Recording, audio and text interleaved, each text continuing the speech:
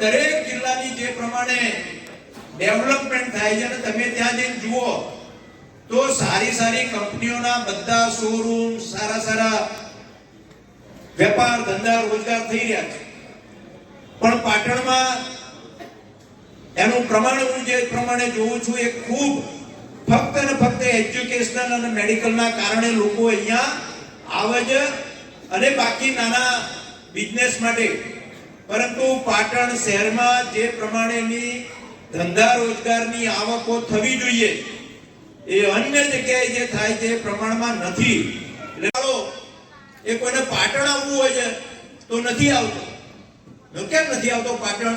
કે રાધનપુર જતો રહે, એ મહેસાણા જતો રહે, એ આવી રીતે બહુચરાજી, હારીજ આ બધા સેન્ટરોમાં જતો રહે, પણ પાટણમાં નથી આવતો. તો કેમ નથી આવતો?